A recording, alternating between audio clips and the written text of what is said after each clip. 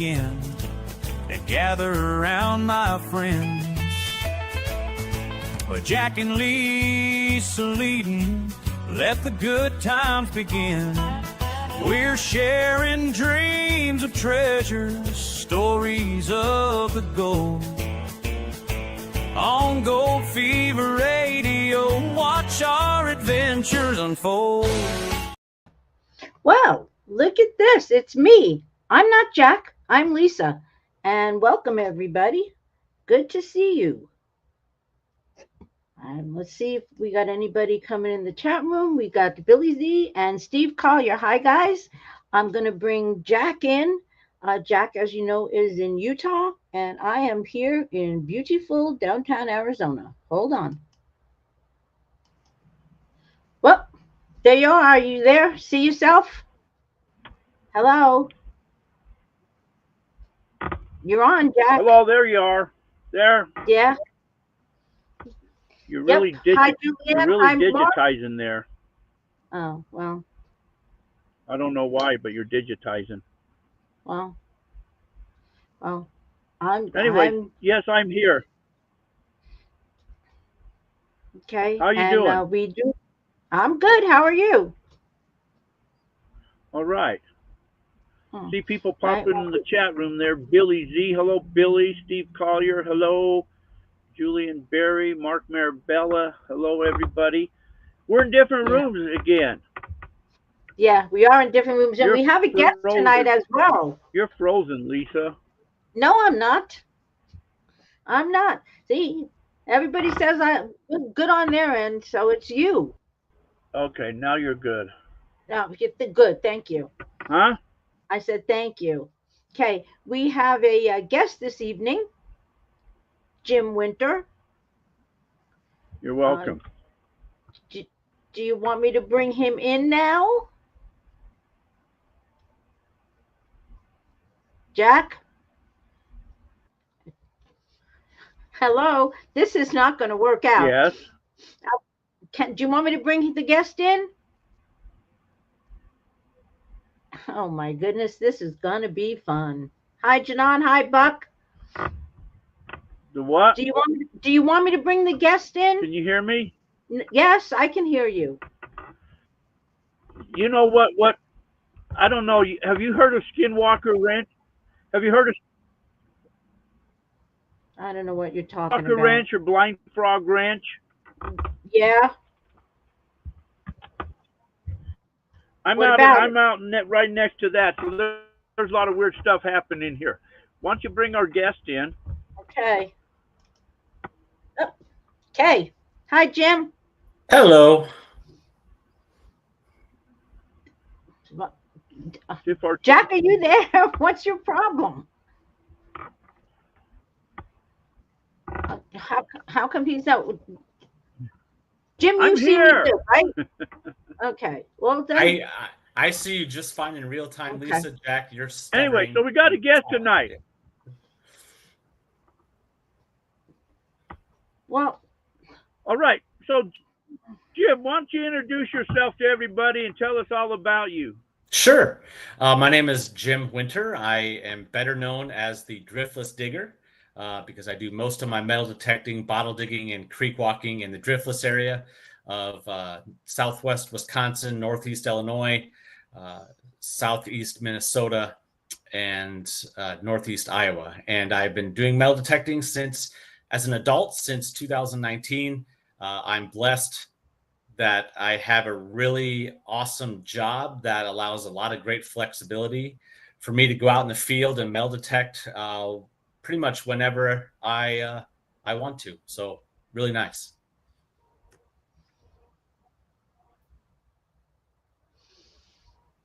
Oh, we got a lot of dead air here.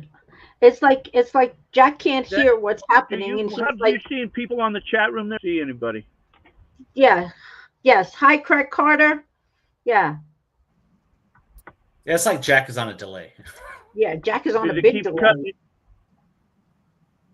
Yeah. What to do was to plug the internet direct in rather than. going off Yes, the modem. Tyler. Jack is Because I stuck unplugged it on the before I device. left to plug in the cameras. So you only have one thing at the same time. That's probably the problem there. You have too many things running on that modem, and it's sucking down the Starlink. But you know, if you got everything sucking all the power. Okay, Jim. So when I kind of saw a post the other day, you had something about training.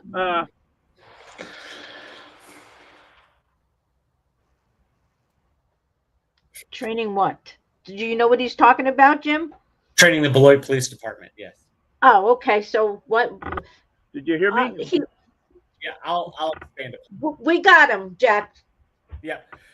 So that actually came about because I'm friends with one of the fathers of the police officers of the police department, and his son knew I metal detected, and his daughter actually lost an earring in their yard, and he asked me to come over and try and find it metal detecting, and I found it in about 2 minutes, and he was pretty impressed by that. So he went to his department head and said, "Hey, I know a guy who does metal detecting. He's pretty good at it, and maybe we could use some training." So we actually arranged for the police lieutenant to bring me in, and I trained about 12 to 15 officers of the Beloit Police Department and Rock County Sheriff's Office. Some classroom work on how to swing a metal detector, how to grid out a spot, the basics of a structure of a metal detecting device, things like that, common terms to know, code of ethics to follow. And then after the classroom work, we actually went out into the field, and the lieutenant gridded it up into 4 sections, threw some live rounds and some bullet casings, cell phones, watches, jewelry, other things out in that grid. And each group of officers had to go out and find it with the metal detector based on the training they just got in the classroom. And when they were finished with that, they all had to turn their backs so they couldn't see. And the lieutenant went back out and actually placed some casings and live rounds in the ground. And so they had to find those items under the ground a second time around. And a really cool story about that is the lieutenant got a hold of me the next day and said only a couple hours after the training was complete, the department received reports of shots fired, and the officer on scene found 1 shell casing, but they called for the metal detector to come out. And one of the officers that actually had just gone through the training with me went out with the metal detector and was able to find 4 more casings and a magazine. So it was successful training almost immediately. Wow. So what type of metal detector does the police department use? Well, it's funny.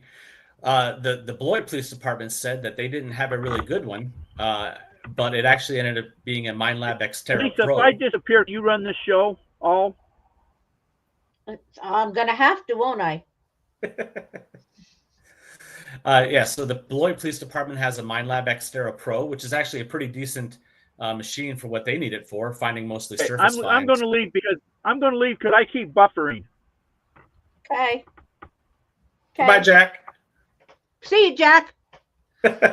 Lisa and I will have a one-on-one conversation. He's gone. Yeah. Just his name is up there.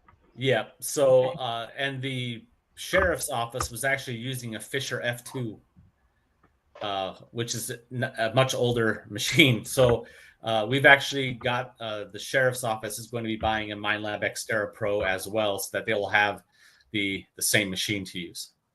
So do they have like the metal detector as part of their like their gear that they take in the cars as they go out? The crime scene unit has it in their van to use, and they had never. And I'm seeing that this is becoming a common thing I'm hearing from other law enforcement people, is that a lot of police departments and sheriff's offices have metal detectors to use at crime scenes to find shell casings and so on, but no one's ever trained them how to use it. So they're just completely going about it in the dark, not knowing the finer things about metal detecting. So, and it's funny, another police department actually saw my post and we're actually talking right now about me coming up there to train their department. So, and I know other metal detectors have worked with their local police departments on training as well. So it's not uncommon, but it's starting to get noticed. So I'm willing to travel pretty much anywhere in Wisconsin or Iowa or Illinois to help train officers. I'm a big believer in giving back. So Wow, that sounds great. That must that I could see where that would be extremely interesting and very beneficial to the police.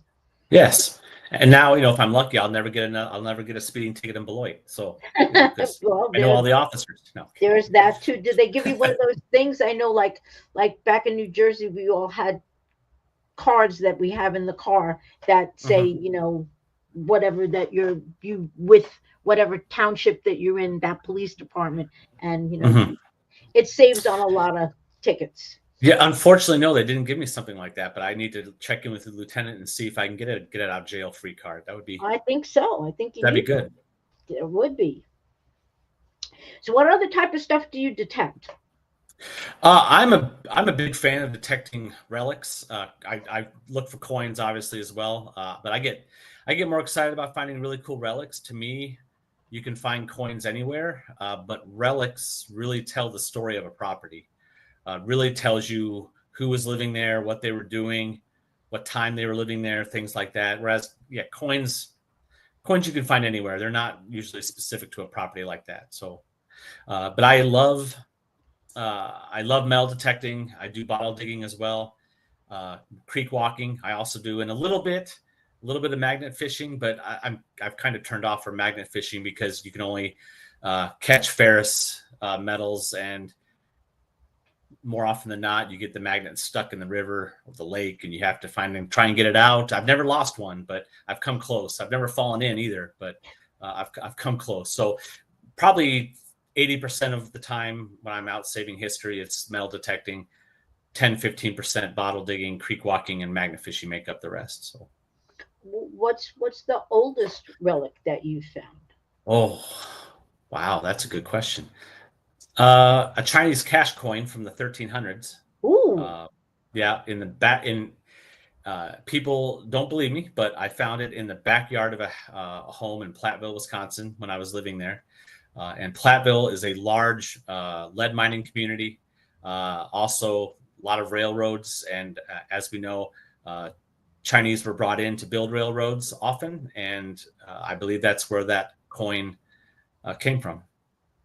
Wow. Mm-hmm. And what's your favorite thing that you found? Oh, I have been asked that question a lot in the last 2 weeks. I went on a metal detecting adventure 2 weekends ago, and I have other people coming in and out of my life who always ask me that question, and that's really hard, as you know, to try and pick one thing. But I guess I can answer that question in two ways. To me, the most awesome thing that I have ever found is it was a piece of metal about the size of a deck of playing cards. Corners were all clipped off, and it had WG debossed on it, etched on it, pretty prominently. And I didn't know what it was. I put it online for some identification, and the experts I talked to believe it's a belt buckle, because you can see on the back the two prongs and the one prong that you can tell it's a belt buckle. And they said it's likely a belt buckle from the Washington Grays, which were a civilian militia unit formed in Philadelphia, and I believe the 1820s, 1830s, and that unit actually served in the Civil War as well, and then faded away a little after that. But I reached out to a couple experts of military history and Philadelphia history, and they've all said that is not a belt buckle they've ever seen before. It might be the earliest iteration of that belt buckle, and if I put it up at the right auction, military auction or Philadelphia-based auction, I could get $5,000 to $10,000 for it. Wow. I'm never going to sell it. I'm never going to get rid of it. I don't do this to make money. I do this to save history. But the second answer to that question, favorite thing, is I really like it when I can find something and either connect it back to the person it belonged to or give it back to the family it belonged to. And I've had that happen on 3 occasions pretty prominently that stick out in my mind. So whenever I have something like that I can return to the family or connect it with who owned it or the family who owned it, to me, that's priceless, because it's about saving history. And if I can share that history with a family member, that's the ultimate for me. So do you generally go out by yourself, or do you go out with a partner, or? I generally go out by myself, probably 75% of the time. For me, going out metal detecting is therapy.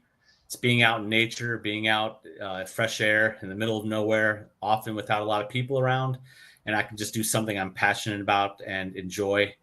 I will go out with people. There's a few other metal detectors or other bottle diggers that I do go out with on occasion. And that's more about having fun and hanging out and learning from each other and what we're finding, a little friendly competition maybe. But most of the time it's by myself, just because of the solitary nature of it and just relaxing and focusing on something I love doing, which is saving history.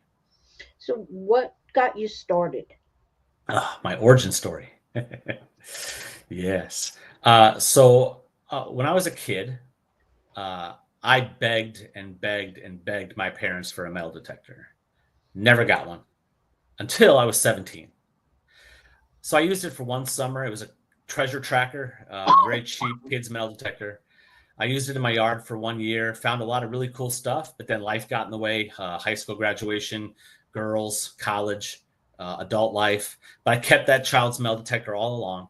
And then in 2019, I was cleaning out my garage and found the detector sitting in a corner and took it out, and the wires connecting the control box to the battery were frayed. And so I couldn't use it anymore. Jack might be coming back. Look at that. The wires were frayed, so I couldn't use it anymore. And at that moment, I had like an epiphany. I was like, you know what? When I was a kid, for that 1 year I used it, I loved metal detecting. And I was like, you know what? I'm going to do it again. So in 2019, I bought a Garrett AT Pro, and off I went. And then I got really serious about it probably in 2021 when I became the Driftless Digger, and I haven't looked back.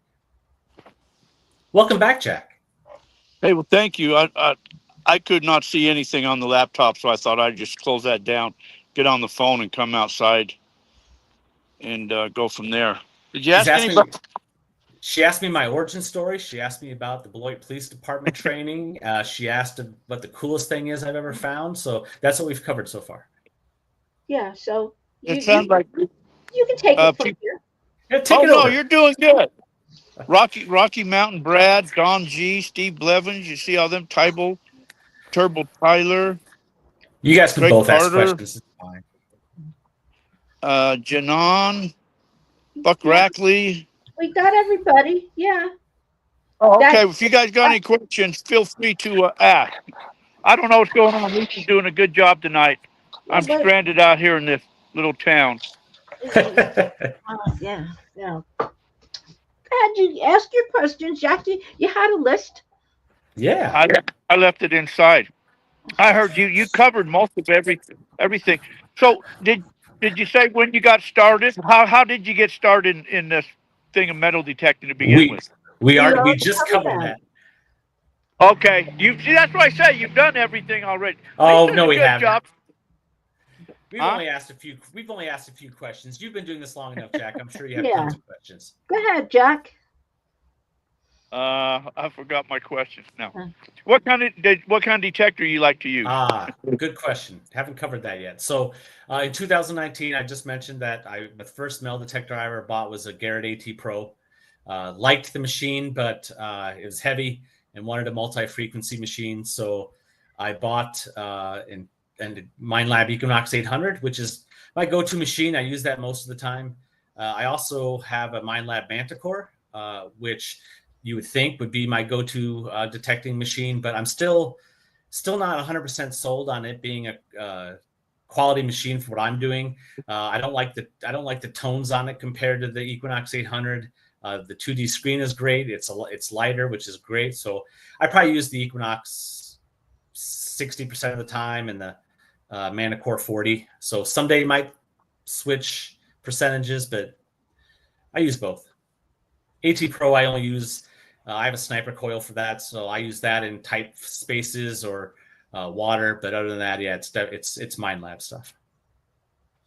No, I agree with the 800 was always my go-to treasure machine, but I got rid of that, and then I upgraded to the 900 and then the Manticore, and I think I feel like the 900 a little bit better than the Manticore. Yeah.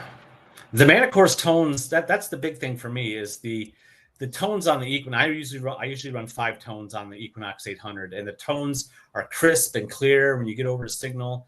And the Manicore, the tones are not as crisp and clear. It's a lot of wow, wow, wow, and doesn't lock on a tone really well. So to me, that's annoying and a little bothersome that it doesn't pick out the tone, the targets nearly as well as the 800.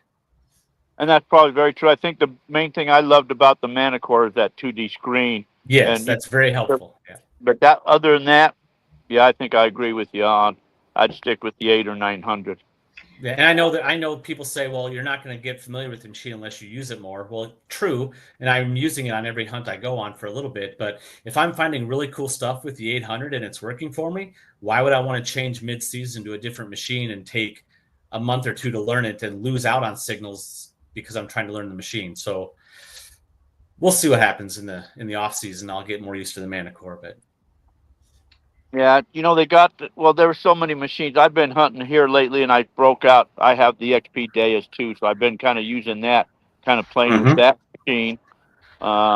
Just I've never used that one. Yeah, I got the 2-box originally, the multi-frequency 2-box, and then I figured, well, I might as well get the whole entire thing, and now I'm trying to learn to use that. But you're right, too many machines, and they're all different and all confusing. exactly, and more are coming, so it's crazy. Yeah, that's true.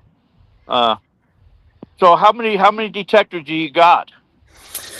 I have 4. So I have the 800, the Manicore, the AT Pro, and then I have a knockoff adult machine that Pankey sent me. They sent me their adult metal detector and a child's metal detector to review. And I reviewed them, and I kept the adult one just as if somebody's new to detecting and wants to try it, I'll give that to them. So if they break it, I don't really care. But the child one I actually didn't need, so I actually held a contest on my Facebook page to give that away, and I gave it away to a family with four kids. And when I delivered it to them, they were excited as heck to use it.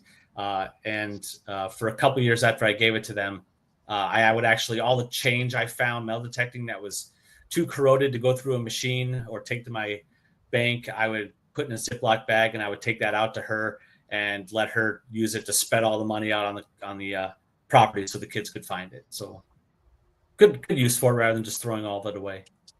Yeah, no, that's pretty cool. That's funny you say Pankey because I did one of those too. Yeah. Buck Rackley wants to know, what digging tools do you use? I use my big shovel. I use the Piranha from Predator Tools.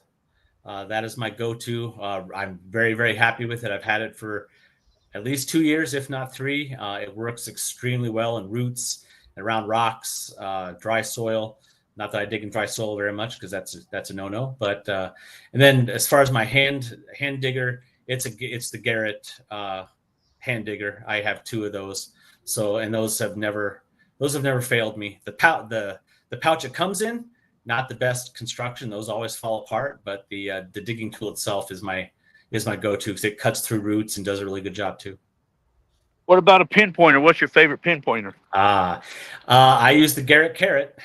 I have one I've used from the beginning. I have another one given to me as a gift that's waiting as a backup. And then I did, when I bought my Manticore, the dealer threw in the ProFind, whatever the highest number one is, 20? 40. They're up to 40? now.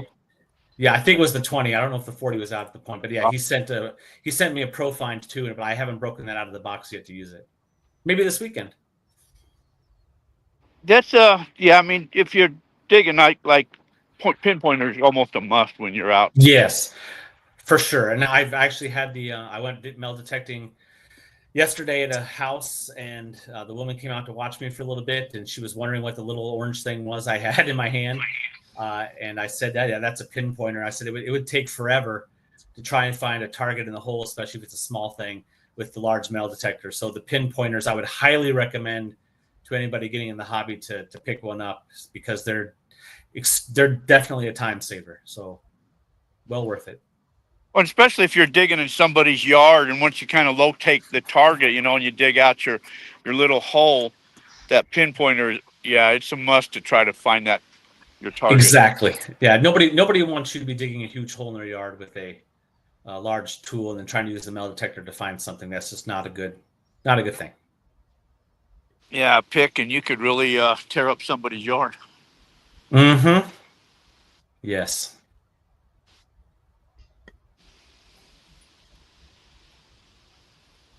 I'm just watching people coming and going here.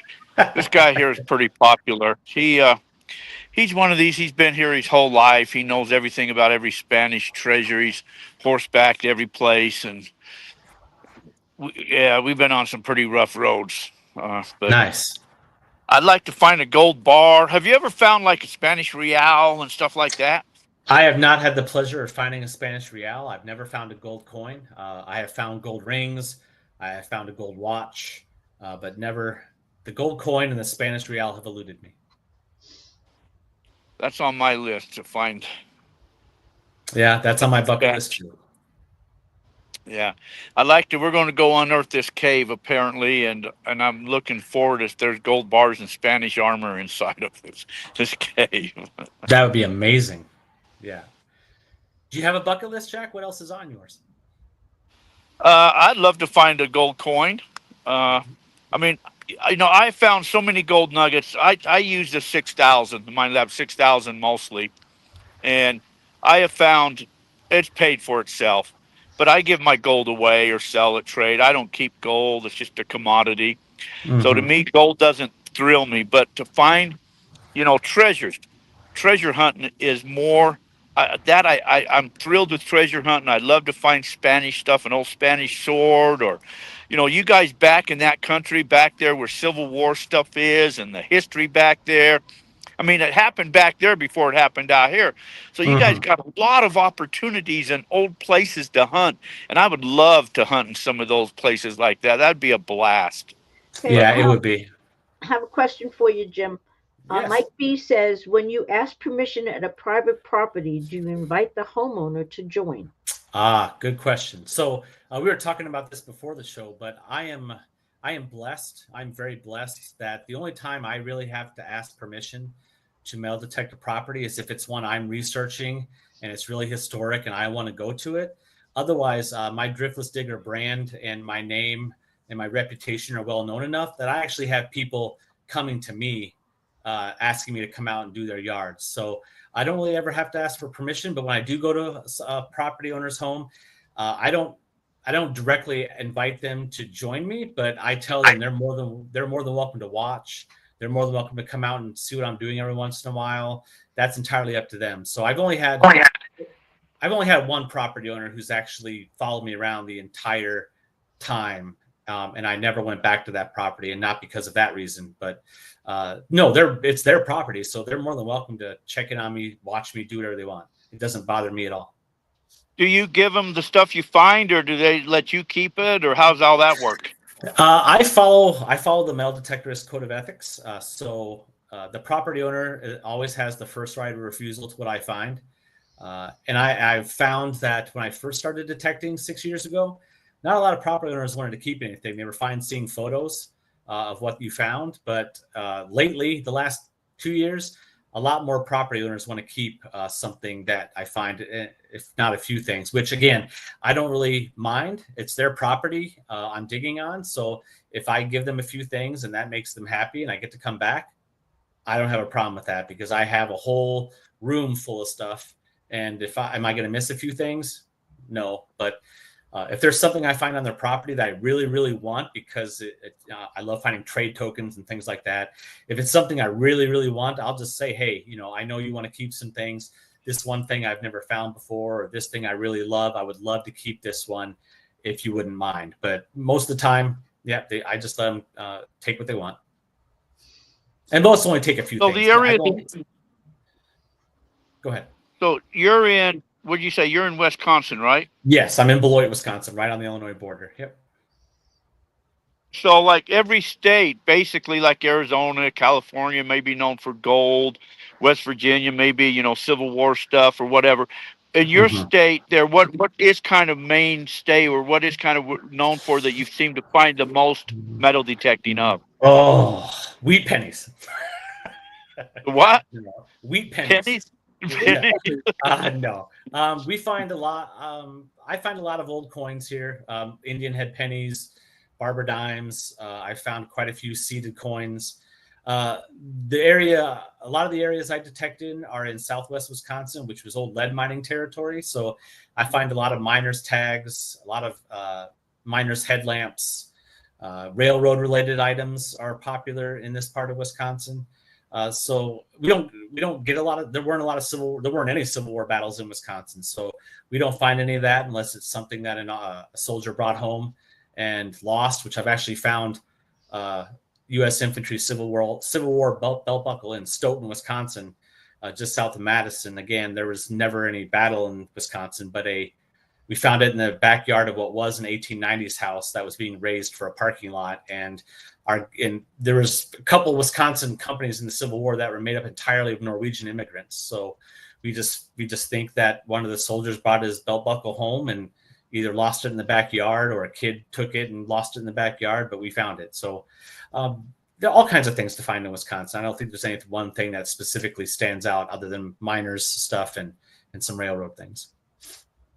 So of all this stuff, I don't know if you've already asked it, where of all your detecting stuff, like say if you can go to the beaches, go to old movie theaters, go to people's yards, homesteads, What is your favorite thing to really go hunting? My favorite place to go is a farm field where old houses used to be and aren't anymore. Actually, I'm going to one of those tomorrow morning, bright and early. I just got an alert today that the field is open back up for 3 days. So I'm going to go back there tomorrow. But yeah, so farm fields where houses used to be that aren't anymore, because usually there's not a lot of modern trash there. What you find is old, and you usually find some really cool things. Second to that, I love private properties, especially when they invite me out and it's an old place, because my philosophy is I'd rather go someplace that no one's likely ever been before. My chances of finding stuff is a lot higher, and the outing will be more enjoyable. I tend to stay away from beaches and parks because that's where a lot of metal detectorists go, especially the ones who aren't brave enough to ask for permission or knock on doors. So and they're trashy. So I usually don't go to those unless it's a last resort or a last minute thing. I just want to get out for a few minutes. Do you go by yourself, or do you have a partner that kind of goes with you? Oh, we asked that question. Okay. I can rehash. That's fine. Because some people may have joined on. So I do 75% of the time it's by myself, just because for me, detecting is therapy. I love the outdoors. I love just being out in nature. I love the solitude and the quiet until the machine goes off. But I do have a few people that I go out detecting with every once in a while. A few people that I used to go bottle digging out with every once in a while when I used to go to a place with them. Since I've moved, I haven't done that. But for me, it's most of the time by myself. We had a couple guys that they're from New Jersey, and they talked about that they love to go out and hunt these, what they called the rag dumps, I guess, back in the old days, where they'd go around and collect their clothing, and then they get rid of for the rags, but they'd find these rag dumps, and they'd find all types of buttons and who knows what in people's clothing. Do you guys have that back there where you're at? No, I'm not familiar with that, but I do have a partnership with a woman who owns a business called Driftless Artifacts. And so she deals with vintage clothing, like you mentioned. So whenever she goes to a site to look through people's vintage clothing, if it's an old house, she'll say, hey, I have a partner who does metal detecting. Would you be interested in him coming out and detecting your yard? And likewise, if I'm going to a property to metal detect and they let me in the house for whatever reason to talk and hang out, I notice there's some vintage stuff or vintage clothing, I'll ask them, do you have any vintage clothing or that you wouldn't mind parting with or selling? I have a friend I know who's does that for a business. So it's a mutually beneficial relationship that way. So you mentioned earlier, you said, bottles. Did you talk about going bottle? Did you do what they call mudlarking or whatever? We haven't talked about that yet. No. Okay.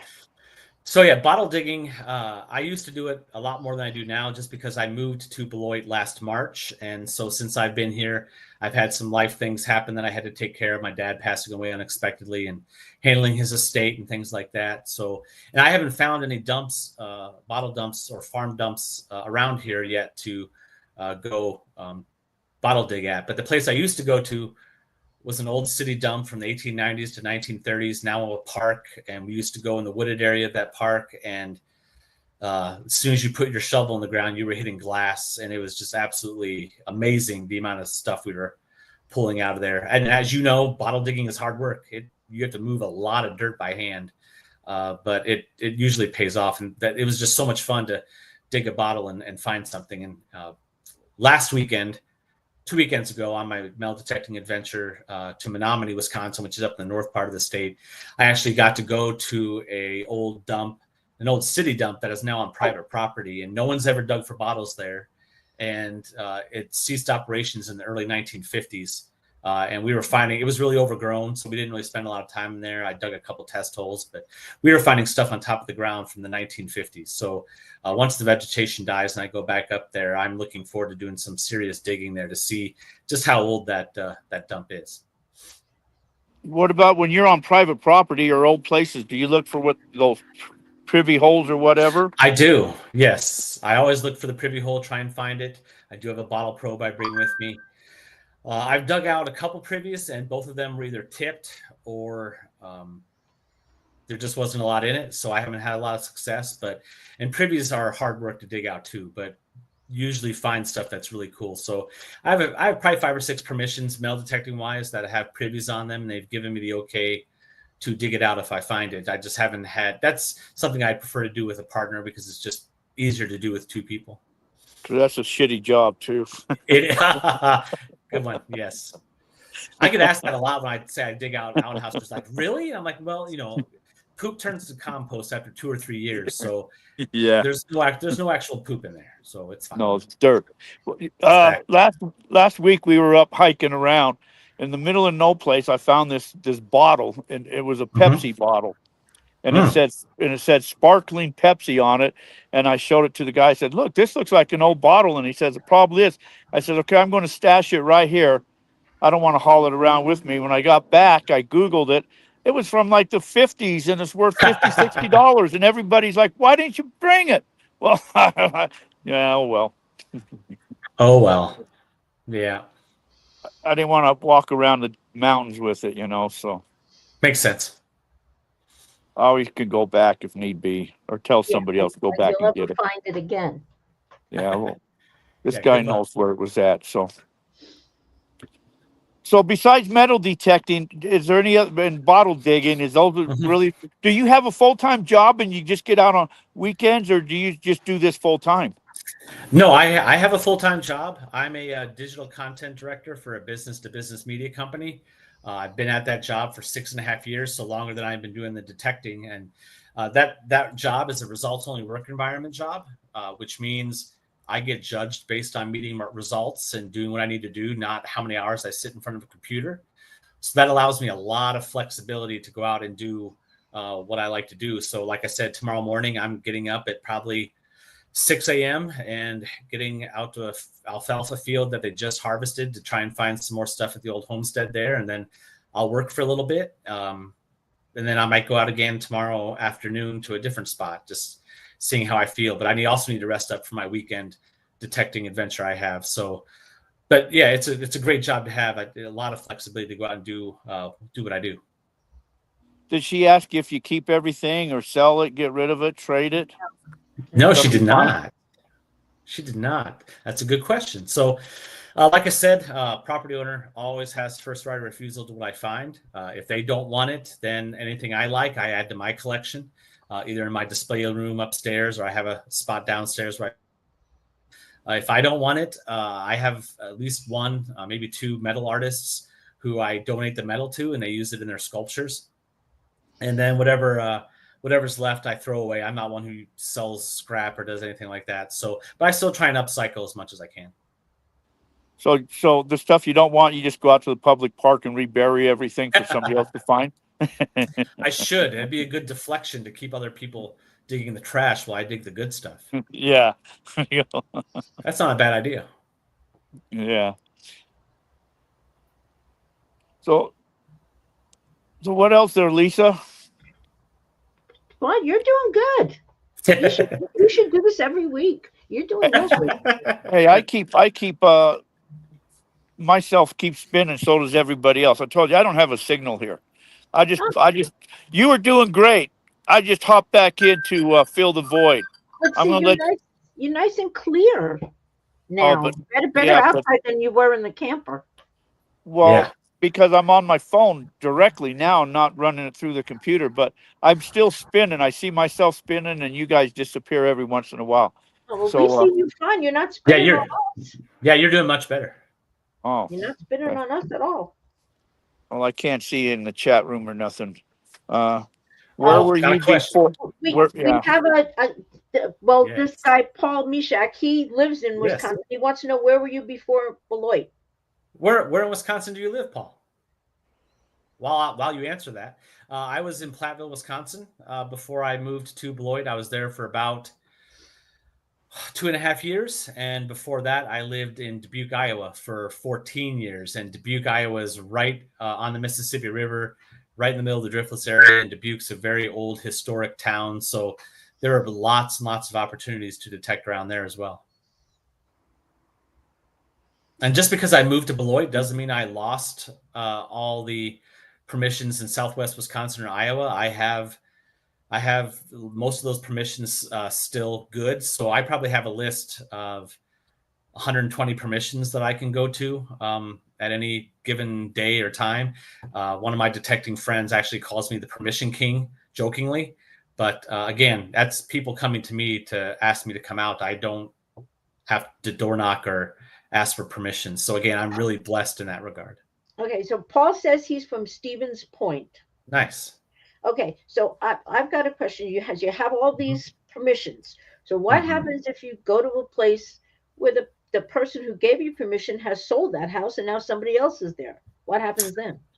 Oh, then I've never had that happen because the residents are usually really good about telling me, "Hey, I'm selling the house.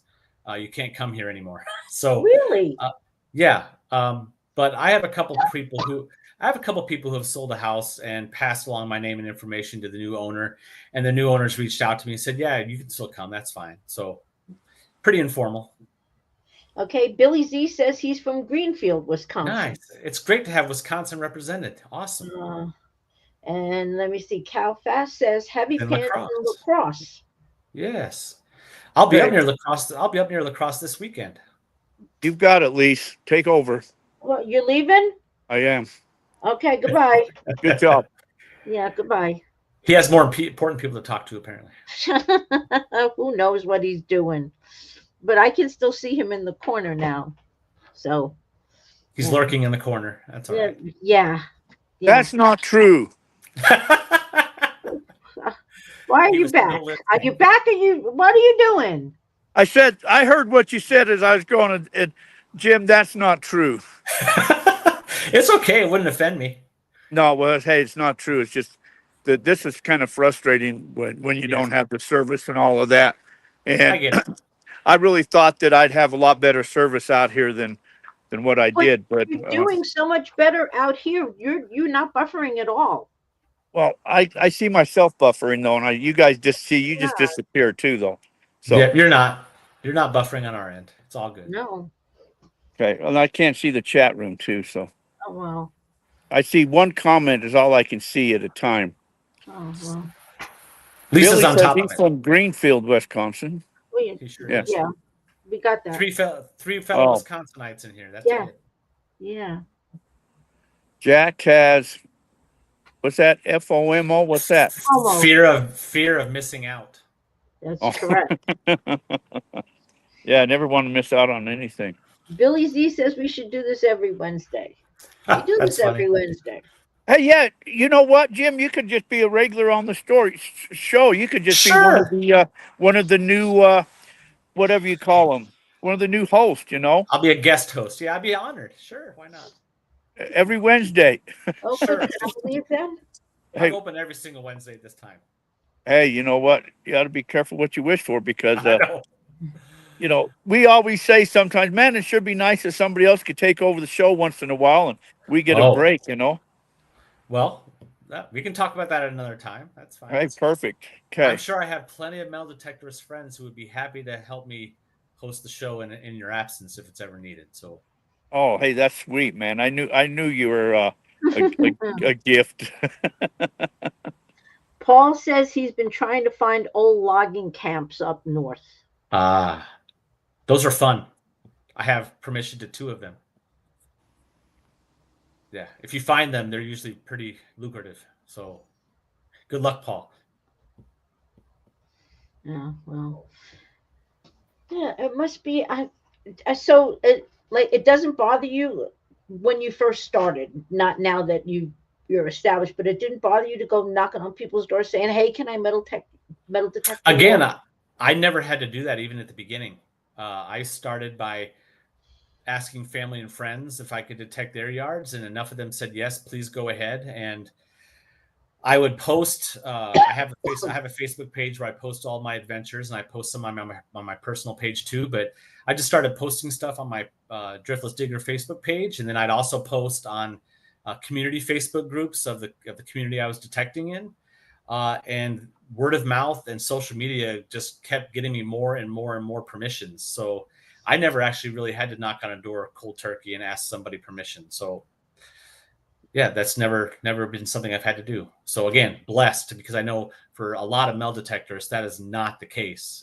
So anything I can do to help anybody else who wants to get into asking permissions and things like that, I'm more than happy to work with anybody and give them any tips or tricks I have to help them not have to door knock anymore and try and get permissions the way where they're coming to you. Are you in like a metal detecting club? I'm not. I've never joined one. There's one in Madison, about 50 minutes to the north of me, but I've just been so busy metal detecting with my job and other things going on in my life. I'm a volunteer assistant baseball coach for Beloit College, where I played baseball back when I went to college there. So Is that that takes you in up. the picture in the back? Yeah, no, that's Nolan Ryan. Oh, okay. All I see is the picture. I can't see That who it is. He is my idol, though.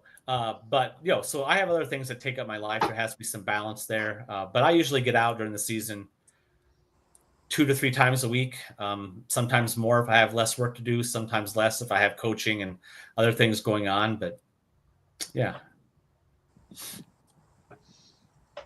So you And said go ahead. you got a Facebook page, a YouTube channel. Well, I do not. I do not have YouTube. No. So I've been. what, I've had. what's, Go ahead. what's your Facebook page? It is Driftless Digger. On Facebook, and then I do have Instagram and I do have TikTok, and those are both at Driftless Digger, so very easy to remember. And I've been asked by multiple people, or told by multiple people, you should have a YouTube channel, you should have a show, and I'm like, well, there's a lot of metal detecting YouTube shows out there, so there's a lot of competition, and I hate shooting video, I hate having myself be on video, and I hate editing video. So the idea of going out and metal detecting and having to spend time getting takes and getting video and then having to spend all that time to edit it, number one, I don't like it. Number two, I really don't have a lot of time to do it. And if I'm taking all this time to shoot video out in the field while I'm detecting, that's time I'm losing actually detecting and finding stuff and saving history. So I haven't been convinced yet that I need or want to have a YouTube channel. Okay, Jim, Janan would like to know, what's the weirdest thing you found? Oh, that's always a fun question. So I was detecting, this is back when I lived in Dubuque. I was detecting a park 30 seconds from my house that used to be homes before that. And before that, it was a mining area. So a lot of history there. And I was detecting in a hillside and found 2 metal boxes, which, of course, the metal detectorist's first reaction is, oh my God, I just found treasure. Just found a treasure box. Pulled them both out of the hill. One was empty. And the other one had some cracks and holes in the top. I couldn't get it open in the field, so I had to wait till I got home. I could see some color in the box, but I didn't know what was in there. Got home, got it open, and it was a whole bunch of child's wooden blocks, like old, like arches and things you'd make bridges out of and things. Very old stuff. And then there was a mummified cat carcass in the box. So I promptly closed that box up, sealed it, went straight back down to the park where I found it in the hill and put it right back in the hill. Apologized to the cat for disturbing it. Apologized to the owner, whoever buried it in the side of the hill, and let it be. So that's the weirdest thing I found metal detecting. Bottle digging, I have found dead squirrels. I have dug into 2 snake pits. Yeah, that wasn't fun.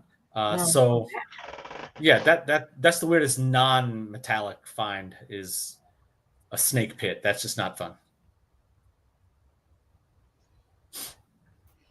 Oh. I think Jack is going to bring himself back in again. Really? He can't stay away. That's what it looks like. Yeah, he does have FOMO. Yeah, I think so. Yeah, See, what? here he is. Oh, What here he do comes. you have? It's What like do I have? You have FOMO that you can't stay away. No, I think after a break, it seems to stop doing its weird stuff.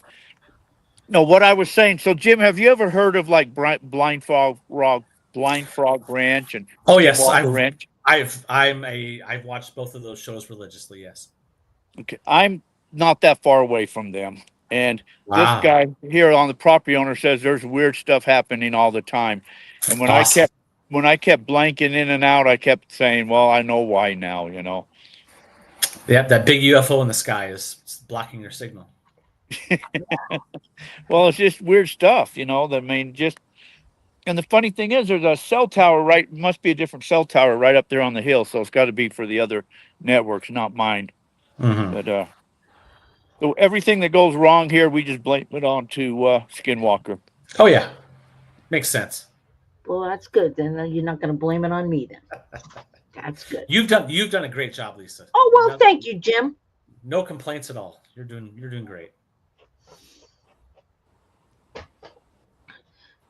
Jim, what's the weirdest? No, You already did that. Already did I know. that. I know you did. I'm joking.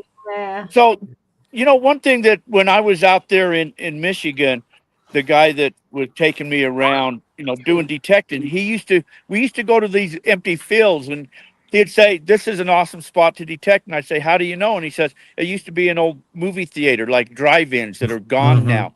Do you guys have them out there?" We do have them. Yeah, I have permissions to a couple of them. One in Platteville, which I don't live there anymore, but it's only 2 hours away.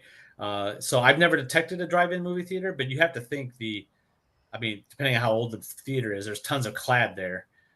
Don't know if there'd be anything really super old, but if you're looking for clad for taco money or nugget money, as Mason Merck says, that's a great place to find clad. Like you're And probably talking about jewelry and other silver and stuff like that. No, modern coins, but depends on how old the movie theater is. If the movie theater was in existence in the 50s and 60s, oh yeah, that's going to be a prime place to find Wheaties and Mercury dimes and Rosies and silver quarters and war nickels and all kinds of stuff like that. But well, I think haven't done that yet. When did movie theaters? I mean, they went out of business. They kind of stopped. I think silver was still around when they were still going. Probably, yeah. Yeah, drive-ins. Yeah, but then you go in and you look where the snack bar was, where the hump is. You know. Exactly. And I guess just like when you go to houses and that, you look for old fat trees that's been there forever. Yep. Yeah, I have a routine I follow whenever I go to a new house for the first time, and property owners ask me, and I'd be like, the first time I'm there, I hit the sidewalk, I hit the walkway up to the house, I hit around the big trees, I hit the clothesline, the path to the privy if there was one, path to the garage if there was one. So I hit the obvious places first, and then wander around the first time just to get a sense of what's where, and then the second time I go, I'll start gridding a property out and see what we find. Okay, so a couple questions. Back in the old days, people didn't believe in banks, so they would hide stuff in mason jars out front or out in their yard. But generally, they would hide them probably, like along a fence line, or if there's a Right. T-post or corner post. So do you ever find old jars or money? And then the other thing was, do you ever douse or play with dowsing rods? I have never found a jar of money, unfortunately. Someday I will. I have a couple properties that they say, yeah, my grandfather buried a jar and forgot where it was. So the pursuit is on, but I've never had the pleasure of digging up a jar of coins someday. Dowsing rods, I don't use for metal detecting. I do have one friend who lives in Iowa, and he's huge into privy digging, old places. He swears by dowsing rods that they find privy locations amazingly well, and he's dug up. I mean, he's shown us video and photos of doing it, and it seems to work amazingly. So, but I've never dabbled in them. I used to be a founder and director of a paranormal investigation team. So in that realm, we used dowsing rods on occasion, but I've not used them in the metal detecting field. Ooh, I got ghost hunting equipment. Oh, good. I still have some of mine too.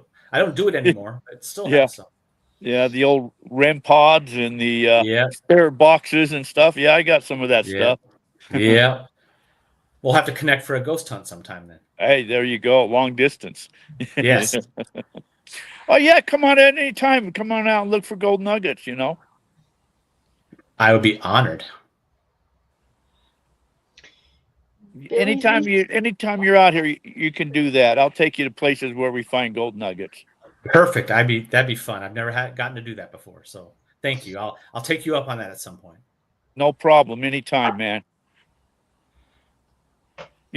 I've talked to people back east, and there was a guy that I've talked to one time. He invited me out to look for Civil War, and I said, yeah, I'm going to do that. And the people in Jersey say, one day I say, I'm going to make a swing along that coastline just to go do that stuff that I don't get to do.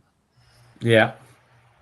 I have permission from a couple bottle diggers in Pennsylvania, New Jersey, and Maryland, who have invited me to come out and bottle dig with them. And it's just a matter of, taking enough time to do it. Do I fly to save time for bottle digging and ship all the bottles back? Or do I drive out there and haul all the bottles back in the car or the van if I rent one myself? So I still have that on my to-do list to do with them someday. It's just a matter of when. So cool. So you guys both keep disappearing on me, so that's why. Oh, out here we look for meteorites too. Nice. I found hot rocks before, but never meteorites to my knowledge. But maybe someday. Yeah, I think meteorite hunt, you got to have a good PI machine for meteorites. Yeah. True. So most of the machines you use are just VLFs and not PIs. Right. Yep. What about this new one? Have you heard about that Algo Force E15? I have not. No. That's supposed to be a PI VLF combination machine out of Australia. I bet it's really expensive too. No, I just got one of them. It's not that bad. 1,200, 1,500. I got a lot of detectors. I collect detectors. That's a mana course price. So that's not bad. Yeah. As many guitars as I got more detectors. I can see all those behind Lisa. Yeah, that's impressive. Yeah. I have books behind me because I love. Yeah, there's more on the floor too. Oh Lord! Like back up. Wow, nice. Yeah, there's certain things you like to collect. I like to collect guitars, metal detectors. Yeah. We all have to have. Everybody likes to detect or collect something. Yeah, bottles, books, trade tokens. Love trade watch fobs. Yeah, there's some things.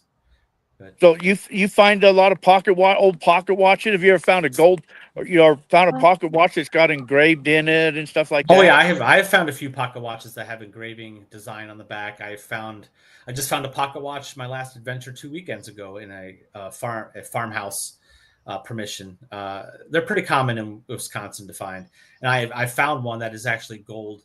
I only found the back of it. I didn't find the whole thing, but a gold backed pocket watch, which is in my display room. where it should be because it's gold. So yeah, I find pocket watches are pretty common. That'd be cool. Oh yeah, and dry washers too. Yeah, thanks, Steve. Yeah, I used to have a really bad habit years ago collecting dry washers. I love dry washers. Living out here in the desert, Arizona, it's dry wash country. That's funny. So, did anybody got any questions? Ask them now. You guys have all done a good job asking questions in the comments, so thank you. I appreciate it. And any of you Wisconsin guys want to get together to detect sometime, again, I'm flexible, so let me know. I can bring you to one of my permissions, or I can travel too. So love detecting with new people. Well, come on out here if you love to travel. Oh, I'm going to take you up on your offer. Believe me, it's going to happen. Okay. Anytime. I've just moved to a new town, and so I'm learning that town. But like I say, mostly I just look out for, for gold. Right. There's not too many places that I can go treasure hunt. So when they invite me to come out here, I got to jump on that. Oh, for sure. Especially when it's only a day's trip. Exactly. Yeah. Well, actually, it was only like 9-hour drive, but it took me 3 days to get here. I won't ask why. I only like to drive 3 hours a day, 2.5 hours a day. I don't like to drive a lot. Slow and easy. Yep. Yeah. Then he stopped in parks along the way to metal detect. I Of did. course. There's an old book. I don't know if you've seen them. They were something atlases. They're out of print now. Where they were for the whole United States. Mm-hmm. And there's one book out here that I was reading in the park. The guy found an old coin that was valued at $7,000 in the park. Wow. Impressive. So as I'm going through these older towns, I like to research the parks, and I do. I go into the parks and you find a lot of, you can find jewelry, rings, but you do find a lot of current coins and stuff like that. Mm-hmm. But you never know. I did find a 18 something silver once upon a time. Nice. I think it was a quarter or 50-cent piece. I don't remember. I don't even know what happened to that. That's the thrill of metal detecting, is no matter how much research you do on a property, how well prepared you think you are, you just never know what's going to come out of the ground. And for me, that's part of the attraction, is just the thrill of not knowing what's coming out of the ground and touching something that a human hasn't touched in potentially 150, 200 years. So you get that feeling. So you get a signal and you think to yourself, oh man, this sounds good. And you dig it out, and then you get it in your hands and you just stare at it and say, wow. Yes, exactly. Can you see what Carter just posted, Jack? That's funny. Jack has mental detected every Walmart. Well, that's not true. In Arizona and Utah. Pretty much. Not Walmart. I got kicked out of a park one time. A guy come and kicked me out. And one of the maintenance workers, I said, I'm not digging any holes. I said, I just, put the plug back in. He said, yeah, but my lawnmower suck them all out, And so then I talked to a friend. He told me, just put on one of them green vests and a hard hat when you go in there. They won't say a word to you. Nope. So that's what I've been doing. Now I've been wearing that green vest when I go in parks. Nice. Maintenance worker. Mm-hmm. Yeah. Okay. You got any more questions, Lisa? Has anybody else got any more questions? I don't see any more questions here. We don't want to keep Jim up past his dinner time. Yeah. That's true. We all need to eat dinner. Yeah. Okay. Oh, you haven't ate yet, Lisa? No. You should be getting mail. Your mail hasn't came in. As a matter of fact, I watched the truck. It was a rented van. Rented with the orange and green. Yeah. Yeah, you're expecting a package. I am. Yeah. Okay. We'll let Jim go if nobody. But Jim, you've been a fantastic guest. We've appreciated you through all of the trials and tribulations. But before we let you go, There's a lot Yeah. of new people that are just kind of starting out in this hobby and all that. What's probably the best piece of advice that you could give somebody just starting out? I would say find a fellow metal detectorist in your community or near you who's been doing it for a while. Ask them to mentor you and tell you what they know. Pass along that knowledge. I do that for anybody. I mentor new metal detectorists whenever I can. And most of us are not territorial. Most of us are not the kind of person that's going to say, screw you, I'm not going to tell you a thing. So I would say that's number one for me, is find a metal detectorist near you who is experienced and knows what they're doing, and talk to them, ask them to help you, ask them for insights and knowledge. And most of us will share that with you. Cool. Great advice. People saying, thanks, Jim. It was fun. Good night, y'all. Thanks, Jim. Thanks, Jim. Yes. Thank you, Jim. Do you know what to do? Go find that. Do you know what to do now, Lisa? I hope so. Well, first I'm going to remove Jim from the picture. Okay. Bye, everybody. Thanks. Good night, Jim. Good Thanks, night, buddy. Talk to you guys later. We'll be in touch. Sounds good. All right. So there goes Jim. Okay. Now I'm going to go back to media, right? Yes. Yeah. Go back to the media. Find an end song. Does it say someplace that say end? I got an end. Okay. Go ahead and say good night to everybody and start that song. And then Okay. I don't have to take us out? No, you can take us out after the song's playing. Okay. And then when it's done, then just hit the end button up on the screen and end it out. Okay. All right. Good night, everybody. Thanks for Good night, being everybody. here. Thanks Putting up everybody with for us. putting up with all the BS tonight. And thanks, Jim. Surely appreciate it. Thanks, buddy. Okay. Bye, Jack. Bye.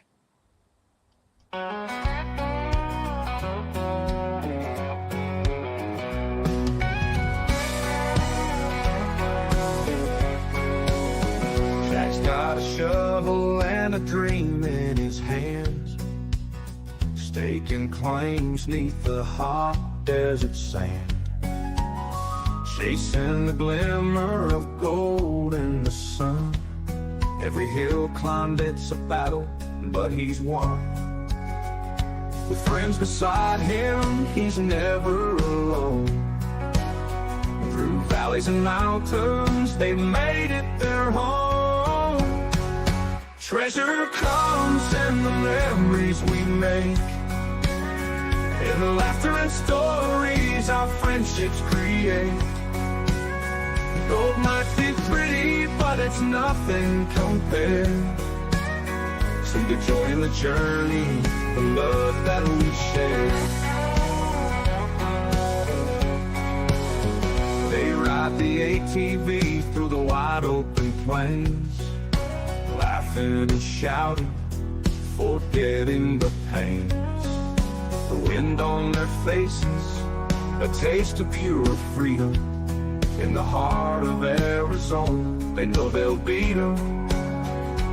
Life's a wild ride, they shout out so bold. Jack says you never slow down, you never grow. Treasure comes in the memories we make, in the laughter and stories our friendships create. Gold might be pretty, but it's nothing compared to the joy in the journey, the love that we share.